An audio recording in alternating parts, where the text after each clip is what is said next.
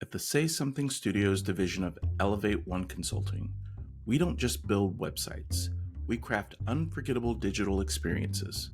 Imagine a place where design, development, UX, SEO, and management harmonize to elevate your brand to unprecedented exposure. A place where your website is not just seen, but felt, experienced, and remembered. Our expert team, equipped with unparalleled marketing insight, turns the everyday task of website design and management into a seamless, empowering journey. With Elevate One, you're not just launching a website, you're embarking on a transformative business adventure. We meticulously design every aspect, from intuitive navigation to stunning graphics, ensuring your digital space authentically represents your business ethos. Ready to transform your online presence into a thriving digital masterpiece?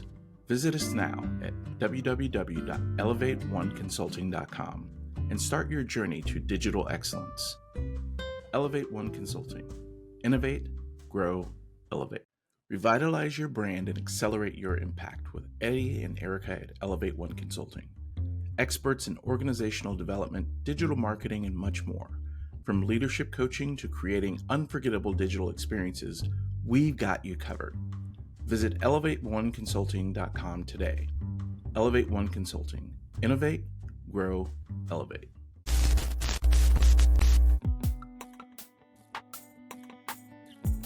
Welcome back, everyone, to The Unbroken Place, a podcast where it begins and ends with empathy. I'm your host, Eddie Paul Thomas, and in this week's episode, we get to do a deep dive into one of my favorite movies while I was back in college. That movie was The Matrix, starring Lawrence Fishburne and Keanu Reeves. If you strip away the cutting-edge graphics and cinematography, as well as the nonstop action, there's a really deep story about being confronted with the truth of our own existence. Lawrence Fishburne plays a character named Morpheus who serves as sort of a mental and spiritual guide for Keanu Reeves, whose character's name is Neo. In the story, Neo has always felt like there's something missing in life. Something's wrong and unjust about the way things function in his life, and this character of his is always seeking out truth. Neo comes to a crossroads in the story where Morpheus offers him a blue pill. And with that pill comes the opportunity to forget he was ever seeking out truth and go back to living a happy life, oblivious to the struggles of his fellow human beings and just taking in the best of things for himself. If he takes the red pill, however, he uncovers the full truth and will be taken down an Alice in Wonderland-like hole that provides a greater understanding of not only himself, but also the true systems that govern the world around him. This week's guest is very much like Neo in that he came to that crossroads in his life and chose the red pill of knowledge, and has discovered a great deal about the truth of his existence as a white man and a racial caste system and a religion whose colonial and imperial history helped legitimize some of its worst practices. My guest is Dave Capozzi. Dave is a father of three and is a former pastor and church planter who received his master's in urban ministry leadership from Gordon Conwell Theological Seminary. Today, he's a high school teacher and is the host of the Dig New Streams podcast. Dave is absolutely passionate about conversations that deepen our understanding of ourselves and one another. And you can catch a pretty consistent conversation beyond ours today on TikTok under his handle, It's Me, Dave C. As a personal challenge to listeners, I would love for you to sit back and take a deep breath, be fully present, and see if you can hear the words presented in this conversation without attempting to set up any personal defense to the viewpoints Dave shares with us today. Are you ready? Let's go.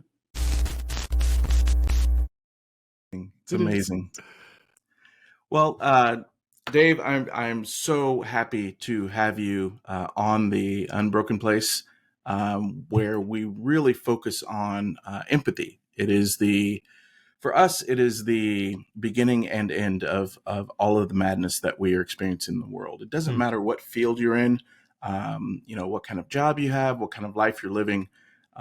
There's a For me, there's a thread that ties back to empathy for all of it, and I'm just so glad to have you on the show, knowing what you're doing.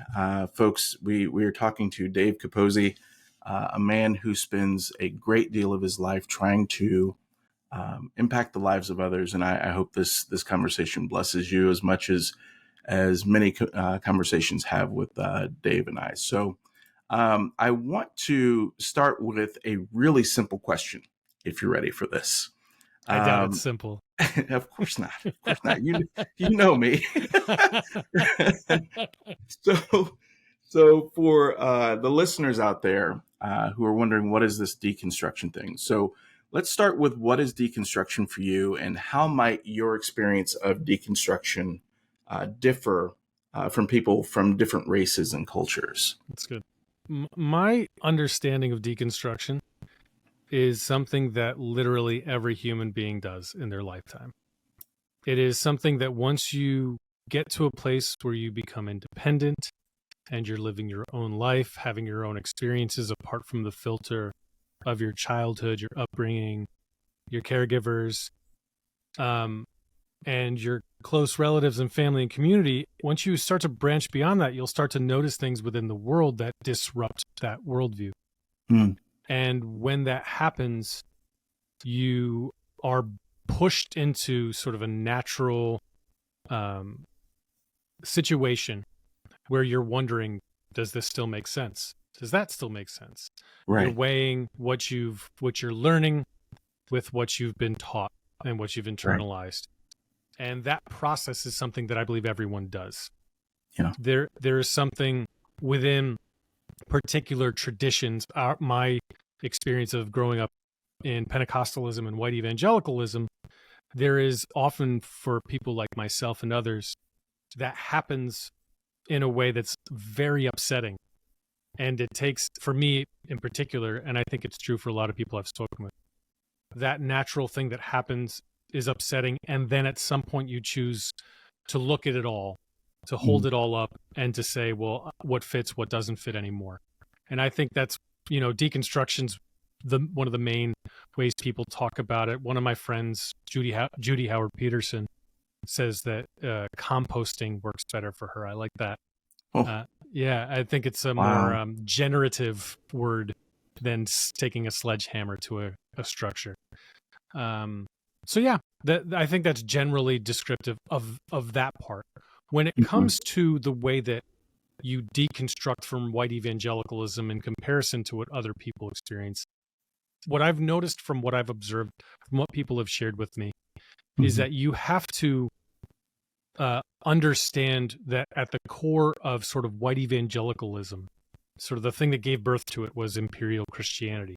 Once you come to this understanding that the foundation for white evangelicalism isn't necessarily Jesus of Nazareth, his teachings, and all of that, but the thing that overtook and appropriated Jesus of Nazareth's teachings and faith tradition. Right. And so you inherit the gospel according to Caesar rather than the gospel according to Jesus. And I think by inherit, I mean you are the recipient of, you are the beneficiary of, you're the heir. I am like a Roman citizen reading the Hebrew and Christian scriptures, whereas someone who experiences oppression and is in need of liberation reads the Hebrew and Christian scriptures from the vantage point of the people that wrote it as much as possible, 2,000 years removed. So if I'm a Roman citizen, if I'm a child of the empire, those texts weren't written for me. They were written for how to deal with people like me. And so I have to understand what it means to ingest, to digest, to observe those texts from that lens. When I deconstruct white evangelicalism, that's a necessary part of it. If you don't have that lens on it, then you even if you deconstruct the religion, you may hold on to a lot of the things that are still sort of whiteness and imperialism. And I think that's where deconstructing whiteness and deconstructing white evangelicalism sort of go hand in hand. Yeah. Yeah. It's a deep conversation because there are a number of individuals who are on various parts of their own personal journey. There's a large swath of people within the Western church right now, in the U.S. specifically, who are leaving the church, and I don't mean just a handful. This is in droves. These are several individuals that are finding that their faith, what they believe, what they've been discovering about their faith, doesn't line up with what's being taught about their faith. Yeah. And I would love for you to, if you can, just kind of share your personal journey from being a pastor and a church planter, and your current path of deconstructing Christianity and the systems of whiteness, because I think that what I want to make sure people understand are the systems that you're referring to when you say whiteness. That's good. My particular journey began, from what I can tell, in around 2007 when I went to seminary. Mm-hmm. And so that was sort of an unintentional attempt at learning. I wasn't going to be a pastor. I was going so that I could learn more. I thought, if I'm going to do anything in this life, it better be to follow Jesus with my heart, soul, mind, and strength. And so I'll pay a few $100 to do that, right? Mm-hmm. A white guy from the suburbs at that point, was living in Boston, and I was like, I found out about Gordon Conwell Theological Seminary. They had a campus in Boston. Now, I knew of the seminary because it's well known in evangelical circles. Yeah. What I didn't know is that the one that I had signed up for, which was far cheaper than the main campus, was their urban ministry campus in the Roxbury portion of Boston, which meant that in classes of 50, I would be 1 out of 3 white folks. So I was learning about Black liberation theology. Wow. From the get-go. I had professors like Sung-Chan Ra and Eldon Villafañe, Alvin Padilla, who were liberation theologians. Sung-Chan Ra wrote The Next Evangelicalism. And these are just like incredible people teaching me. And I'm working as a kid right out of college in finance at the time. I had no idea what I was getting into. So my deconstruction began immediately. I was confronted with whiteness from the get-go in a way that was really helpful for me because I was in a position of wanting to learn, of knowing that I didn't know all the answers. Right. And I think that is, to the point of your podcast, to begin this journey has to start with the humility of, I don't know everything. And to hold on to that.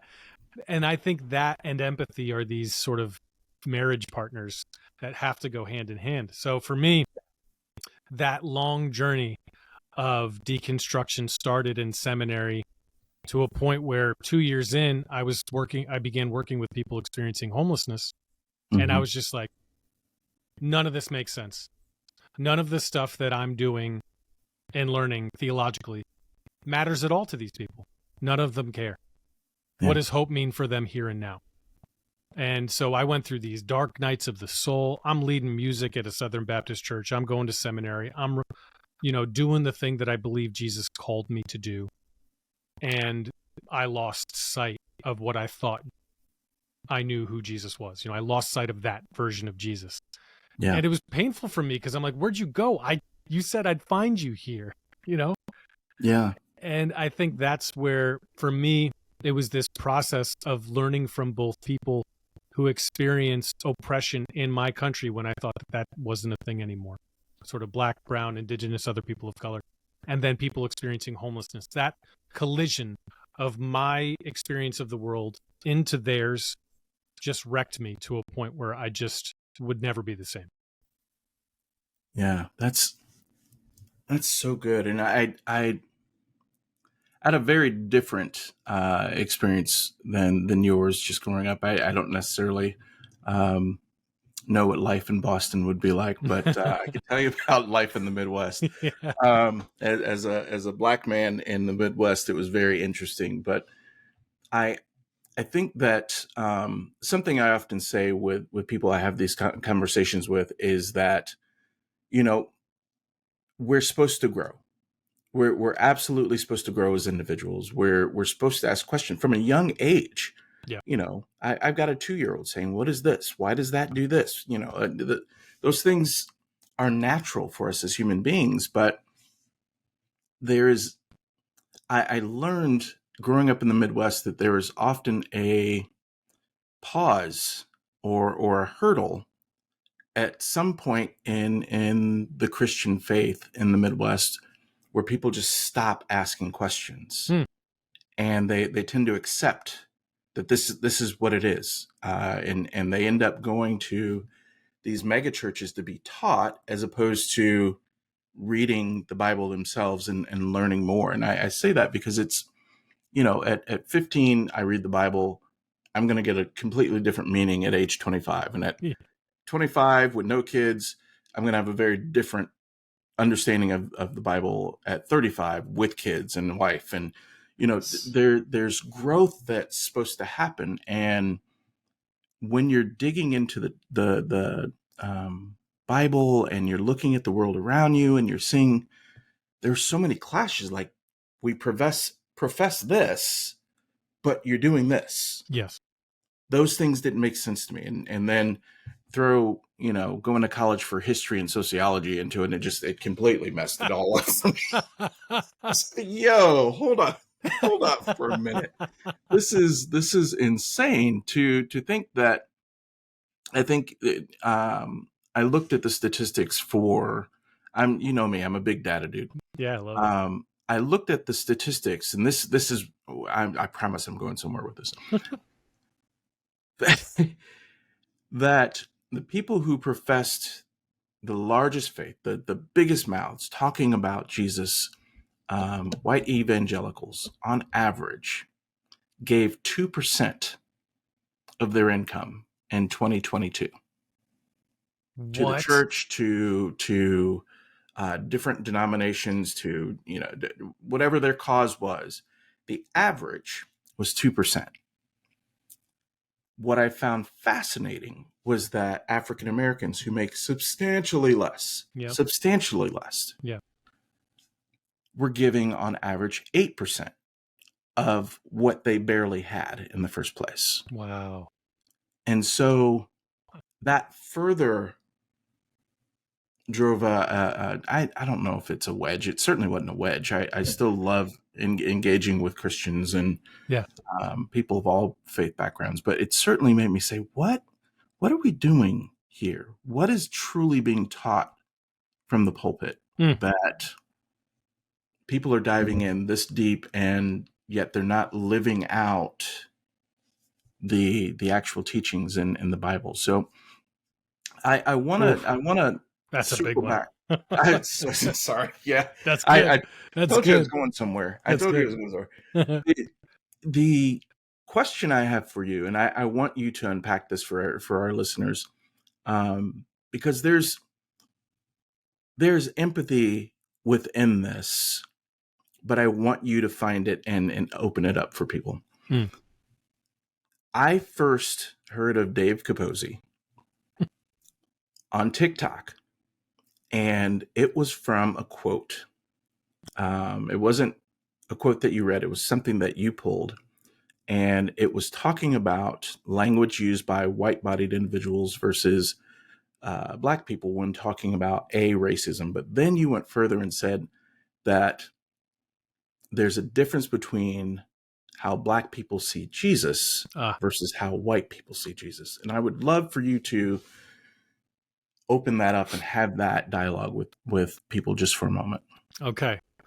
I believe what I said. I believe what I said was Black Jesus knows what it's like to be lynched. White Jesus is an all-powerful deity who will forgive you for lynching Black Jesus. Yes. That's, yeah. Yeah. if you're listening to Dave right now, just pause the show and think about what he just said before he goes even deeper. Just those words, take a moment and listen. But go ahead, Dave. Like I said about when my deconstruction began, I was introduced to James Cone back in 2007. Yeah. James Cone is the author of God of the Oppressed, Crossing the Lynching Tree, and those books, particularly the Crossing the Lynching Tree, are the reason that I would still consider myself a person of faith to this day. I don't know what that means. I don't know that experience. I don't know the experience of Jesus, his disciples, the people that gave birth to the faith that shook the world. I don't know it. Yeah. All I know is that it inspires me, it intrigues me, I'm endlessly curious about it, and I know that within it is life and meaning and purpose and value, and it has the potential, this power that I don't see often in other spaces to bring people together across the most gigantic divides. Yeah. So for me, this idea that a white-bodied individual who inherits oppression and the body of the oppressor will find themselves sitting at the feet of the oppressed, to me, that's the power of Christian faith that was inspired by Jesus of Nazareth. That's the thing that keeps me curious. I don't think that that is anywhere to be found within white evangelicalism. I don't. I've never seen it. I've been all the way through it, top to bottom. Now, I'm not trying to discourage anyone that does find themselves in that experience, but my experience as someone who was a leader at all levels within denominations as just a parishioner was just that the ethos is similar throughout. Mm-hmm. And so I think that the power of meeting in any way the people who understand Jesus from that vantage point is to just start to pay attention. That's where the empathy is. I think the ability to understand that the thing you've inherited is inherently oppressive and painful and has done great harm to people that you would call brother or sister. Yeah. Or, family in the faith. And once you find that and hear them say it, that's where your empathy kicks in. If it doesn't, and you stand firm and say, no, I know who Jesus is, I think that's where we lose ourselves. That's where we lose our capacity to be family with each other. Yeah. Yeah. I love your take on that, Dave. There are certain things that I wish people would pay attention to the evidence, where it's very clear that something you're doing is causing harm or upholding something by not doing something. And that for me is probably where I see some of the actions or lack of actions in the church causing, some of the most harm. Yes. I would love for you to expand just a little bit, just in terms of, in your experience, how does evangelical Christian practices contribute to the maintenance of these systems that you're speaking of, and what kind of steps can the church take to dismantle them? I can give a couple of examples, if that's okay. One is through imperial missions, and the other one is through church planting in predominantly Black, brown communities, which, one is sort of, from my own experience, going to places like Haiti, and you go there with the truth, right? You bring the truth. You go, a lot of people, everyone that I know, they go with good intentions. They want to do the right thing. They want to follow Jesus. They want to serve people who are experiencing poverty. And so they know that's happening there. They'll go there. And then they'll tell the people what it means to be saved rather than listening and learning from the people. And there's a whole lot that can be said about that. I think those types of missions are one of the major ways white evangelicalism has distinguished itself as offspring of imperial Christianity. And then the ways that church planting participates in gentrification and prioritizing the gospel according to white evangelicalism over that of the people who are experiencing sort of the difficulty and struggle of living in places that a white suburbanite gets to choose to go into. Right. And they choose that when the city is turning towards nicer apartments, coffee shops, breweries, and they bring all of that, meanwhile displacing the people that were living there. Rents go up, people go out, where do they go? And so then you see this rise in charitable, they'll go to serve homeless people in the park, give them a sandwich, but it's this like distance. Ultimately, I think what it comes down to, it's the relational connection that's not there. It's, it's the thing that I don't experience what you experience. We're not walking hand in hand. I'm walking right above here and you're right below, and I'm giving you the truth, and I'll give you a sandwich while I do it. Yeah. And I think that's critical. There's an episode just before this one airs, and it's in response to an article that I wrote about the difference between empathy and sympathy. Ooh, that's good. And it is very similar to what you're saying. Sympathy is recognizing that someone's in the rain and saying, gosh, I recognize your pain.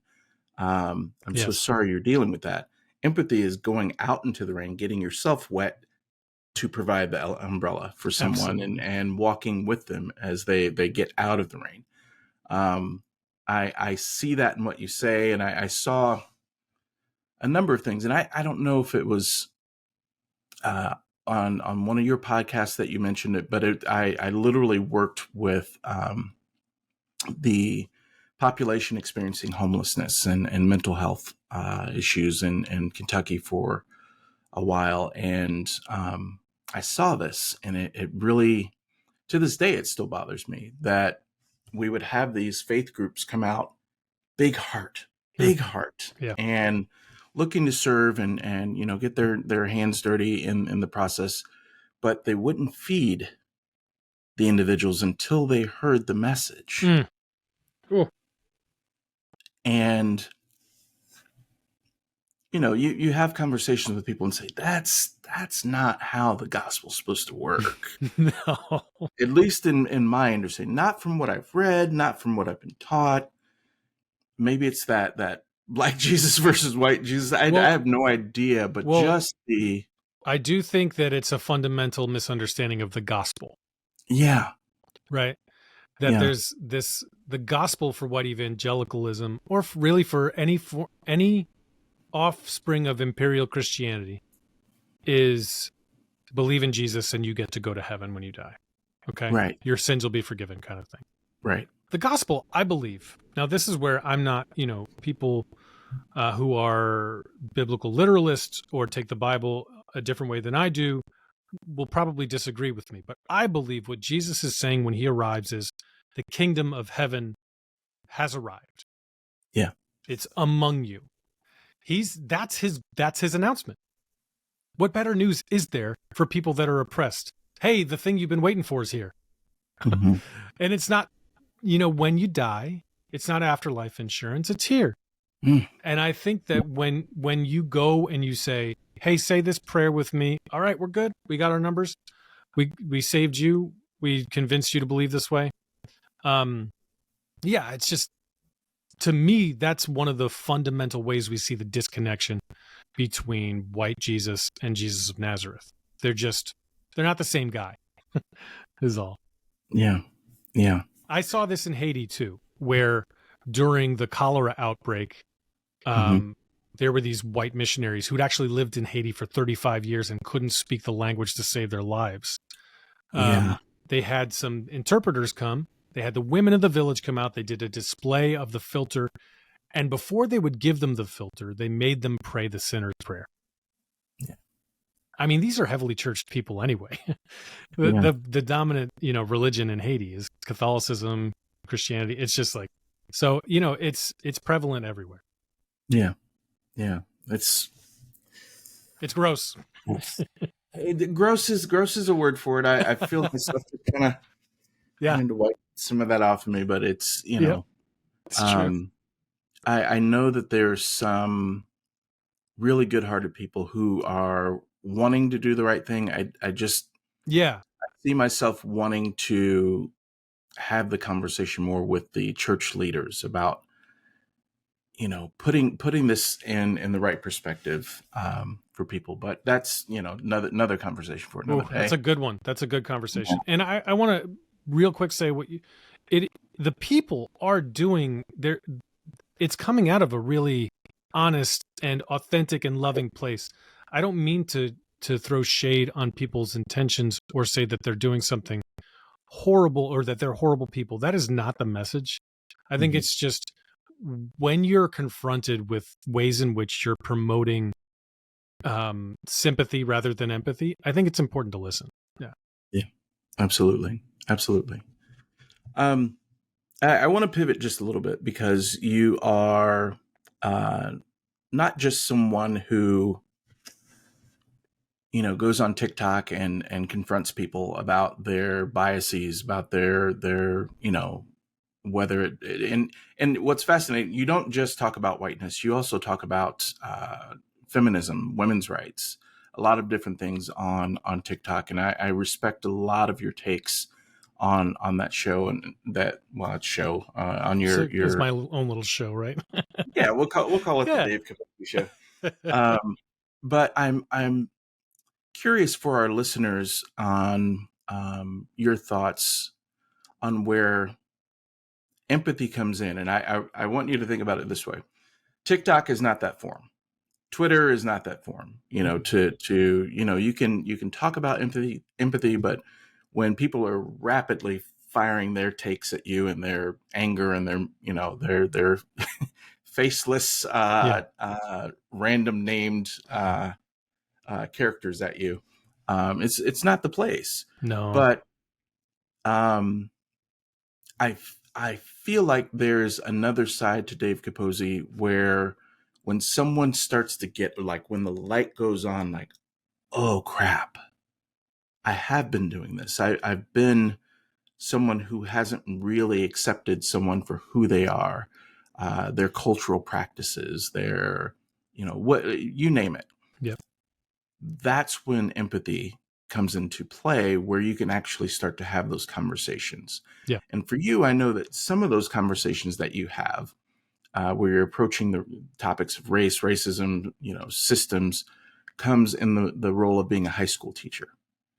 And I would love if you could share an example of how you've encouraged empathy and understanding in your classroom for a given scenario. Yeah. Thank you for pointing that out. It's funny, just like earlier today, my girlfriend was like, what's going on with you in the comments section of this video? And it's just, and it's good. I'm like, you're right. You enter that. It's like you enter the arena and it's just not, you're right. It's not the place. And there are multiple settings where I think that empathy is just when you're in person. It worked with community organizing, even though that's sort of a combative, in your face kind of thing. Yeah. Working on big issues, you're having empathy for politicians and for, all sorts of people. In the classroom, I find that students are the easiest. That, we'll tackle the biggest of topics. We'll talk about mass incarceration. We'll talk about things as I'm learning them. I learned about what's happening in Louisiana State Prison and how prison labor is slave labor and it's still producing materials for the biggest companies in the world. We rely on slave labor as a nation to this day. It is what it is. I tell my students that, they're like, yeah, that's not surprising. And so ultimately these kids are growing up in a world where they're hearing this stuff. And my goal every single time with the students is to ask them where it sits for them. Like what's coming up for them when they hear it. So we'll have very honest conversations where one student might be saying, I think we should close the border. This happened 2 weeks ago. I had a student who says, Trump's right. We need to close up the border. We need to build a wall. And I, just asking him questions. I'm listening to him. I know this student. I know where he comes from. He's actually of Mexican descent. And so he's saying I can say some pretty hateful things about Mexican people. And so we're going down that road. And, I'm asking him, why do you feel this way? Well, how do you think it impacts you? Who are the people? What do you think the people are coming over here for? Why are they so desperate to come here, even though they have in some sense like an awareness that they're not wanted and that they might end up separated from their children in cages? Like, why do you think someone might be willing to do that? Asking those questions about someone else, getting them out of we're having an intellectual debate about politics that someone told me I should think this way. When you're in a space with someone and you can feel their energy and you can look at them in the eye as a person, you can ask questions that you can't do in real time on social media, like you said. And within this conversation, he ended up he didn't know what else to say because he didn't know how to answer those questions. My goal wasn't to make him look stupid. My goal was to ask him to think. And I think that's where empathy comes in, is not just shutting down the kid for having a hateful take. I would be doing that every single day. Ultimately, it's inviting people into a confrontation with their own stuff to figure out why they're processing things the way that they are. Yeah. And that's so important. That's an empathetic approach. That listening, utilizing various listening techniques to help people process through what they're thinking, what they're saying, because oftentimes we speak out of reaction as opposed to deeper thought. Definitely. when confronted with a question. So it's I spent some time as a professor myself, teaching cross-cultural communications, and it's a fun topic, but it can land you in some very interesting conversations. I would imagine. And, I appreciate you reading my book, by the way. That was I appreciate that. One of the illustrations I gave in the book was that of my first real sociology professor challenging everyone. And, there's a car wreck and you've got, people who witnessed it on different sides of the street. This person's on that corner, that corner, that corner, and that corner. And all of them see it from a different perspective, but it's still a car crash. Yes. So who's the correct person? Who has the correct point of view? And it's one of those things that made me really think for the first time of stepping back and seeing things from as many perspectives as possible to come to a conclusion, which can evolve with more evidence. Yes. So I love what you're doing, not only on TikTok, but with your students. Those deeper discussions are what they need. And if they go on social media with a take, they're going to get hit with a million different people telling them they're right and a million people telling them they're wrong, and everything in between. But I love that safe space that you're providing with active listening for them.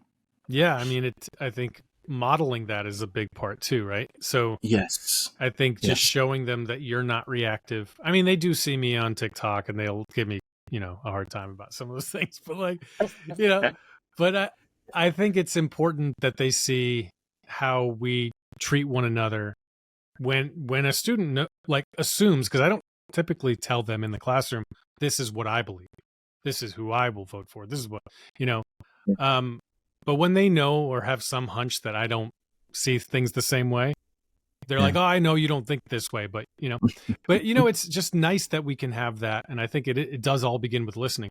You don't change your position unless you listen empathically. You just don't. Right. Right. And that's another reason. I think that one of the major questions that I get from most people A is, why aren't you in politics? And B, Oof. why don't you debate people anymore? And I did that. Now, Yeah. anyone who's seen my Instagram following, it's insane. Mm. It's insane. You look at Facebook or you look at TikTok and you're like, oh, a couple thousand people. Okay. All right, great. You go to Instagram and you're like, how in the hell do you have that many people following you? It's because when 2015, 2016, Yeah. everybody was debating about the candidates. Yeah. I went on and I had hot takes that just, I hate to use the word, but just destroyed people's takes with facts. I threw the data out and said, no, you're just being racist. Here's the data. Here's what supports my point of view. You're not saying, accurate things. And people, I'm not kidding, Dave, 100, 200 people a day for several months. Wild. What? Oh, I love this take. This guy is so wise. And now, because I don't talk politics anymore, I don't do the debating, I might get 10 likes on the most profound thing I ever wrote or said. It's like, wow, I'm not being rewarded for creating chaos and Yes. beating people up. And that's it. There's this beautiful thing that Malcolm Gladwell taught me. And it was this. He has a podcast, but I also read I've got all his books over there. Just brilliant thinker, Yes. but also very humble. And he said, guys, the purpose of a debate is to win.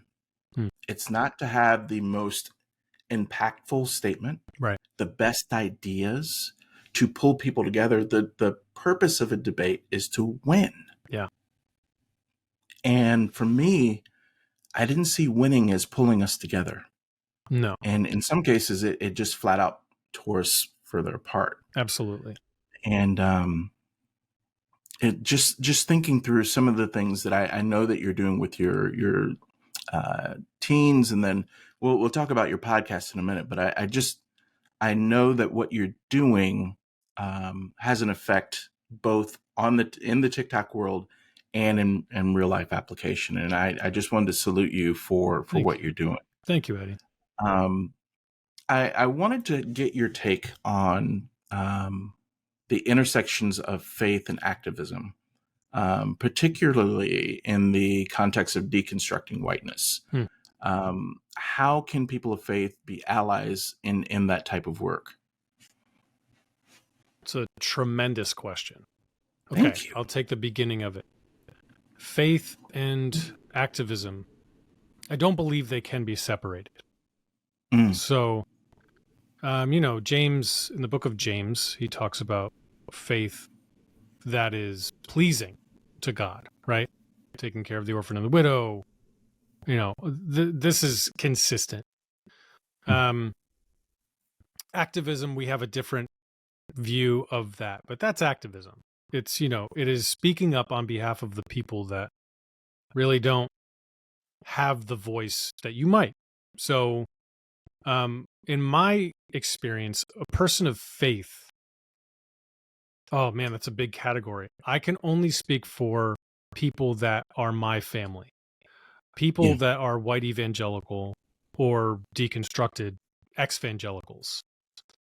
The way that you can, be an activist or a person of faith around whiteness is to begin with yourself and to heal from the ways in which you've accepted dehumanization from this system.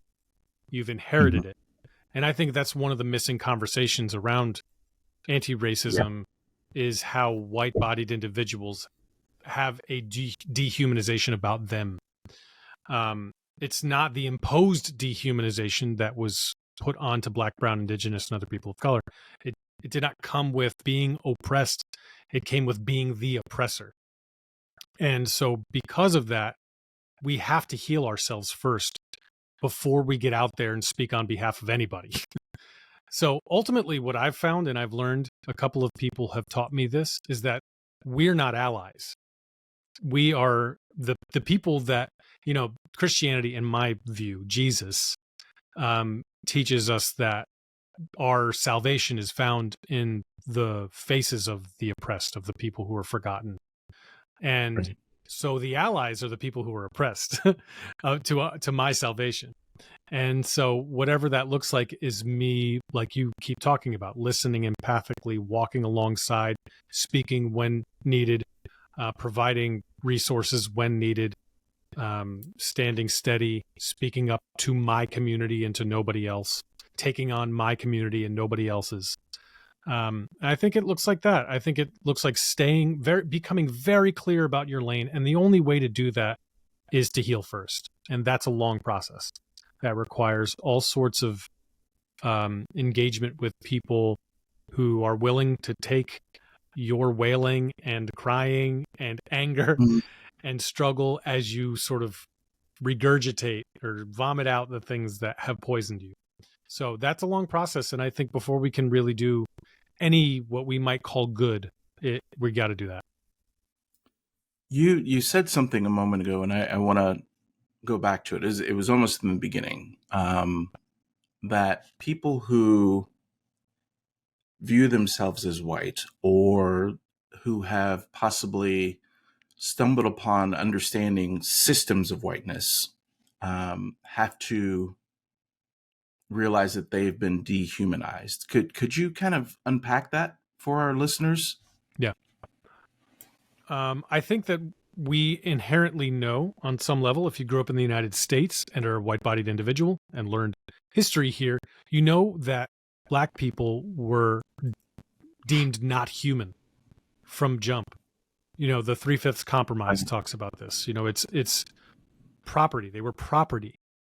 And so we understand that Black folks, indigenous folks, were dehumanized. Were literally like categorized as subhuman. Yeah. We don't necessarily see how, like, okay, let's start off with what humanity might be. I think a definition of humanity might be a willingness to sort of see yourself in the world as a person that's just trying to navigate yourself, your surroundings, you know, your environment without dominating it, just like cultivating, being part of the ecosystem that's around you rather than overcoming it. And Right. I think, to me, that's what a human is. That's what the best of us is. We lose that when we are the dominant one. We lose that when we're the oppressor. We lose the capacity to see ourselves as part of the ecosystem. We see ourselves as above or subduing it. And so I think that's the way that I inherited a dehumanized way of looking at myself or experiencing myself in the world. And that disconnect between myself being dehumanized as an oppressor and people who have been dehumanized as oppressed means that there's a giant chasm between us that makes it very hard to relate as humans. And I'm in constant pursuit of that connection. Yeah. I got it. I hope our listeners got that one. I hope I didn't ramble too much. If it made sense. No. I thought it was wonderful. I think that it kind of leads to the next question I have, which is, you know, if people are wanting to listen and understand more about what you're talking about, one of the greatest resources out there is your Dig New Streams podcast. And you can find that, guys. You can find it everywhere. I'm trying to push the man to get it on YouTube so that they can watch the interactions. But someday.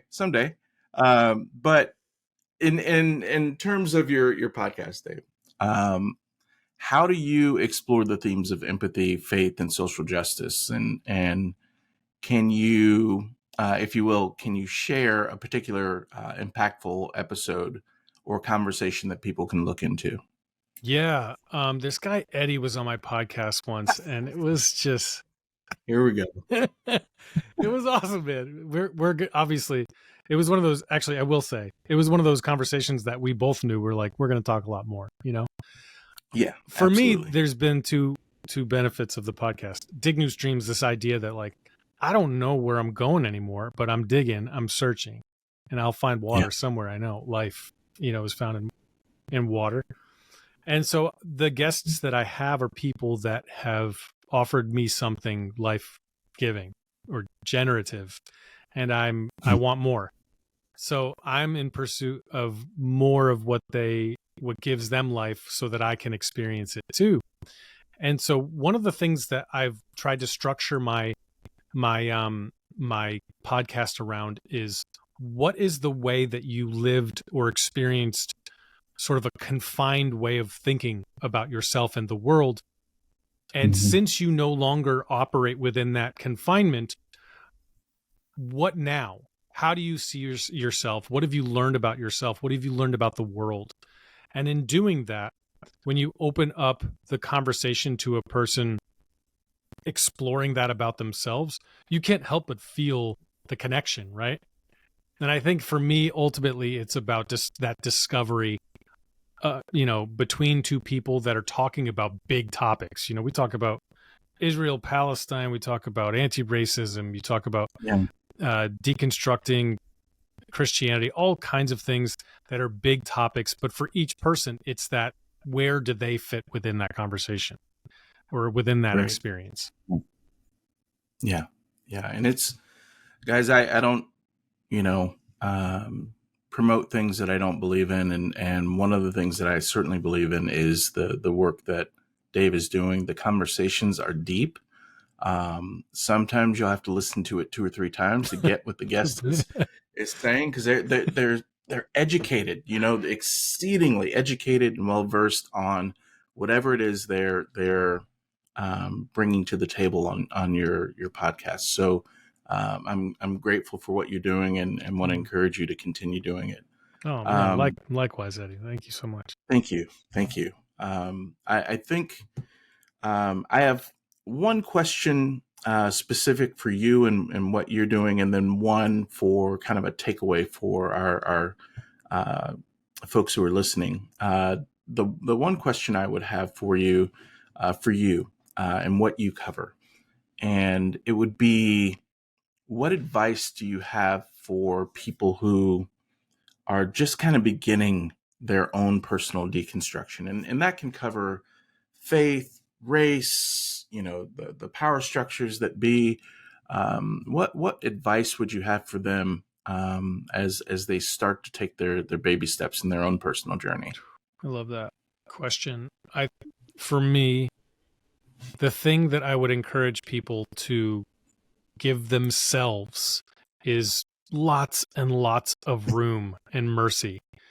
You are like wading into uncharted territory if you're doing it within your own particular context. A lot of times people experience deconstruction of all kinds alone, feeling very alone. So I would encourage you to give yourself lots and lots of care, like provide space for yourself to just mourn what you're losing, because what you're losing did give you meaning and value and purpose, and that is not something to just brush off. And then find people that are inspiring to you, that give you life, that have walked that path, and can encourage you that it doesn't mean that everything comes to an end. It doesn't mean that you're gonna not have anybody. All those fears are there and they're real. So you might not be able to find that in your home. Don't try to convince people that you're right and that the things you're discovering are the right way, and you're just going to frustrate yourself. Yeah. And it might just be the source for more pain. So I would say lots and lots of mercy for yourself. And then online, there's a treasure trove of people who have sort of walked this path and are walking it real time. That's one of the beauties of TikTok, right? Is people are just sharing their journey as they go through it. And there's plenty of people to find out there. Hashtags are very useful. Yeah. I tell you what, before I put this up, I'll get a list of those names that you would recommend, and for put sure in the show notes for folks. Finally, the premise of the show, it's got one slogan and one that it's a hill that I'll die on. But I would love to know what it means to you. And that slogan is, it begins and ends with empathy. What does that mean to you, Dave? for me, I love it. And might I say, I got a little bit like, oh, Eddy, that's a good one. Empathy. That's the thing. That's it. It's everything. Yeah. I mean, like you said, it begins and ends with empathy. I think for me, it begins and ends with me. It begins and ends with my willingness to just pay attention to what's happening within me. I really got into nonviolent communication. Marshall Rosenberg sort of brought this form of communicating with people, but it's really about getting in touch with your feelings and your needs. And for me, I became the most empathic when I started to realize what makes me tick, what makes me anxious, what makes me afraid, what makes me feel good. And when I realized that's true for everybody, those things are just different for everyone. That's what I mean. It starts like, it all has to start with my ability to connect with myself. I'm the most disconnected emotionally when I'm on TikTok. I'm just out there trying to do my thing. Empathy's gone, like you said. But when I'm in the classroom and I'm aware that this is something that brings me, a lot of meaning and purpose, and I see these kids and what they're going through, it's that it begins and ends with empathy. It begins and ends with my leaning in to that moment, to everyone else's experience of their me, Yeah. That's great. That's great, brother. Thank you so much for your time this evening. I know that this is getting close to encroaching on family time, but I want to make sure that that you're appreciated and the work that you're doing is so important. So thank you for everything, and we'll connect soon. We'll definitely get you back on here for sure. Oh, likewise, you're coming back on. So for sure. All right, thanks, man. Thank you. The Unbroken Place podcast is presented by Elevate One Consulting. The show was produced by Say Something Studios. Learn more about both of these in the show notes. The show's music is performed by Little Glass Men and Captive Portal. We want to thank you for being a part of the Unbroken Place community. Look for an ongoing conversation on Instagram and Facebook at the handle @UnbrokenPlace. You can also find some helpful resources at eddypaulthomas.com. Make sure to sign up for our newsletter called OK on Second Thought on LinkedIn. Until next time, one love. In a world where thriving teams, engaged managers, and ethical leaders are the backbone of successful business, how do entrepreneurs set the stage for human flourishing while scaling up? The answer is ongoing effort, leadership, and intentional communication. At Elevate One Consulting, Dr. Erica Garcia Thomas and Eddy Paul Thomas are helping to turn the tide. With a blend of evidence-based practices, interactive teaching, and dynamic public speaking, they're not just consultants, but revolutionaries in improving company health, growth results, and employee engagement. Specializing in revitalizing brands, coaching leaders, and accelerating projects, Elevate One Consulting offers a comprehensive suite of business services designed to enhance team leadership and customer experience. Whether advising executives, guiding digital marketing strategies, or transforming organizational culture, they're here to elevate your business to the next level. Don't settle for a business that survives. Ensure that it thrives. Visit www.elevateoneconsulting.com. ELEVATE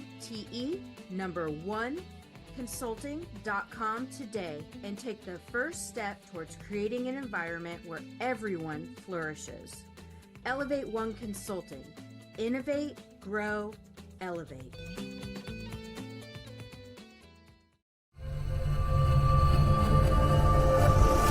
Say Something Studios.